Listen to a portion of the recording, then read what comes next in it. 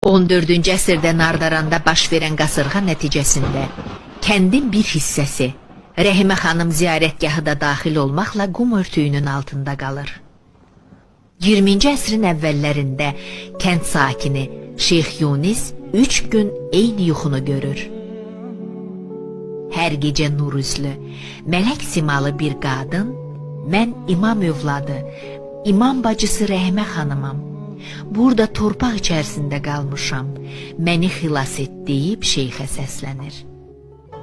Yunis yuxusunu kənd axsaqqallarına danışdıqdan sonra, axsaqqallar cəmaatla birgə həmin yerə gəlib qalaqlanan torpağı qazmağa başlayır.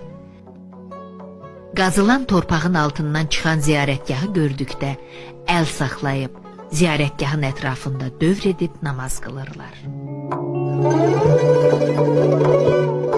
Sovet hakimiyyəti illərində başqa ziyarətgahlar kimi Nardaran pirinin də qapısını bağlamaq qərarı verilir. Amma Nardaranlılar buna imkan vermirlər. Çox düşünüb daşındıqdan sonra pirin qapısını daşlarla hörürlər. Kənd cəmaatı gecələr gəlib daşları sökərək ziyarətgahın yolunu açır. Nardaran ziyalıları pirin xilas etmənin yolunu bu tikilini taxıl ambarı kimi istifadə etməkdə görürlər. Bu fikirlə də dövlətə müraciət edib pirdə buğda saxlamağa icazə istəyirlər. Beləliklə də pir sökülməkdən xilas olur. 1956-cı ildə nəhayət ki ambarların qıfılları sındırılır və əhali yığışıb piri təmizləyir. Sonra pirdə bərpa işləri gedir. Nardaran pirini uçurub dağda bilməsələr də, tarixi həkk olunan kitabə yoxa çıxır.